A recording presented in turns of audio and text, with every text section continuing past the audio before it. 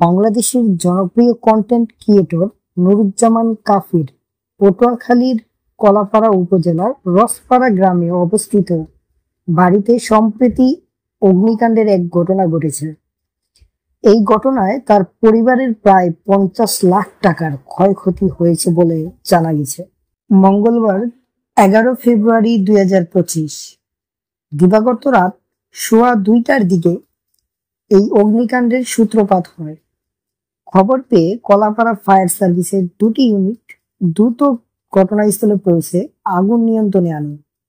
তবে ততক্ষণে কাঠ ও টিনের তৈরি 3টি কক্ষ বিশিষ্ট বসতঘর পুরো আগুনে পুড়ে ছাই হয়ে যায়। এই ঘটনায় কোনো হতাহতের ঘটনা ঘটেনি। অগ্নিকাণ্ডের পরদিন বুধবার 12 ফেব্রুয়ারি 2025 বেলা 12টায় পুড়ে যাওয়া ঘরের সামনে এক সংবাদ সম্মেলনে কাফি বলেন, আমার আলটিমেটাম 7 দিন। আমি 7 দিনের মাথায় রাজপথে দাঁড়াবো। যদি বিচার করা না হয়, যদি ঘর উঠানোর কাজ শুরু না হয়।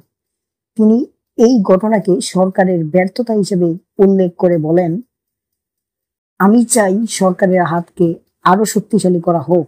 যদি না পারে তারা ছাইরা দিয়ে বলো দেশের মানুষ বিপ্লবী সরকার গঠন করবে। কাফির বাবা ABM হাবিবুর রহমান অভিযোগ করেন, আগুন দেওয়ার আগে বাইরে থেকে ঘরের দরজা আটকে দেওয়া হয়েছিল। তবে তারা অক্ষত অবস্থায় ঘর থেকে বের হতে সক্ষম হন। তিনি দাবি করেন, নগদ টাকা ও স্বর্ণ অলংকার সহ প্রায় 50 লাখ টাকার ক্ষয়ক্ষতি হয়েছে। এই ঘটনার উপর ভিত্তি করে কলাপাড়া থানার পরিদর্শক তদন্ত মোহাম্মদ মুস্তাফিজুর রহমান জানান, ফায়ার সার্ভিসের সঙ্গে কথা বলে অগ্নিকাণ্ডের কারণ সম্পর্কে কোনো সুস্পষ্ট তথ্য পাওয়া যায়নি। তারা বিষয়টি তদন্ত করছে। এছাড়া পুলিশও গভীরভাবে তদন্ত করছে।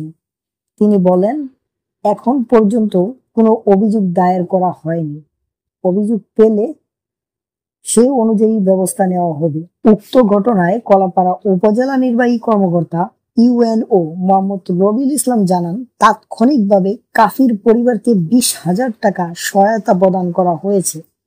তবে ঘর নির্মাণ করে দেওয়ার সুযোগ নেই। তাদের আবেদন করতে বলা হয়েছে এবং সেই আবেদন ঊর্ধ্বতন কর্তৃপক্ষের সঙ্গে আলোচনা করা হবে।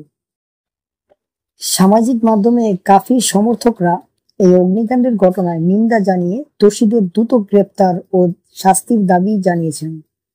তারা এই ঘটনাকে বাক স্বাধীনতার উপর আঘাত হিসেবে দেখছেন এবং বিষয়টি সুষ্ঠু তদন্তের আহ্বান জানিয়েছেন।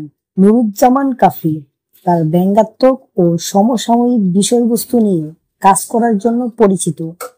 তার বাড়িতে অগ্নিকাণ্ডের এই ঘটনা নিন্দনীয় এবং উদ্বেগজনক। এটি শুধু তার পরিবারের জন্য নয়, বরং সমগ্র কন্টেন্ট ক্রিয়েটর ও কমিটির জন্য একটি সতর্ক বার্তা।